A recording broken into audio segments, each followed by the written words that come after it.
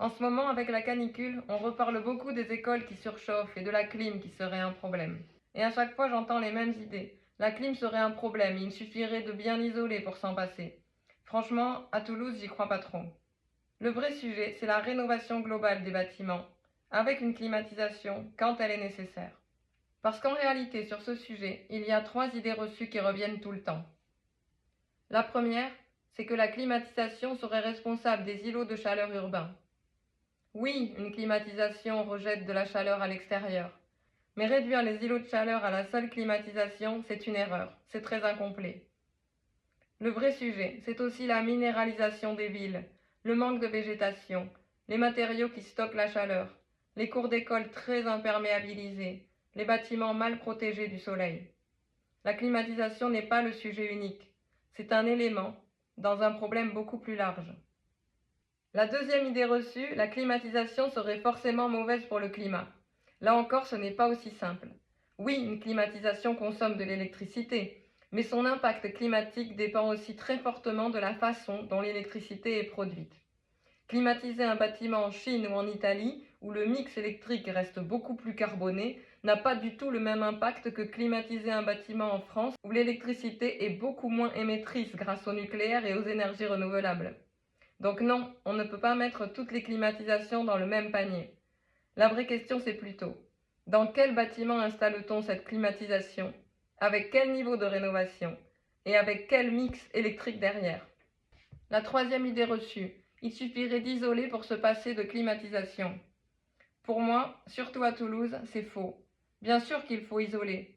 Bien sûr qu'il faut traiter les protections solaires, la ventilation, l'inertie, les apports de chaleur. Tout ça, c'est indispensable. Mais croire qu'on pourra dans tous les cas se passer de climatisation uniquement grâce à l'isolation, ce n'est pas réaliste dans notre climat.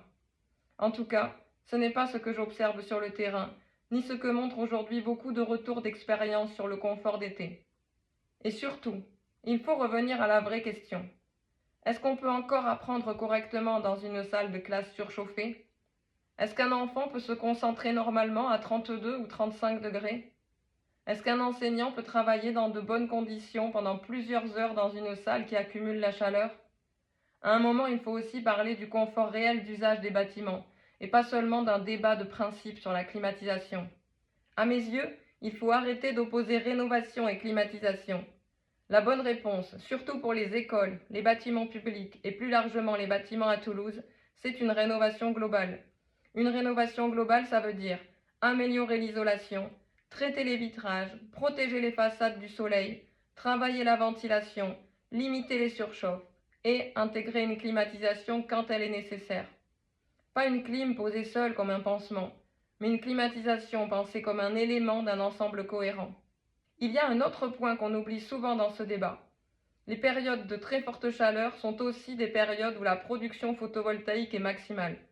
Autrement dit, dans une école ou un bâtiment public, le besoin de rafraîchissement arrive justement au moment où le solaire produit le plus.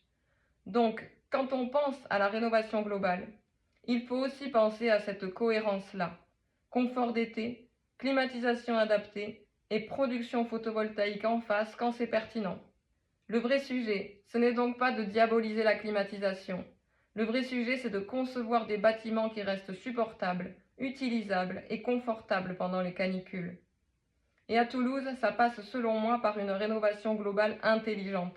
Isolation, protection solaire et ventilation. Et climatisation quand elle est nécessaire.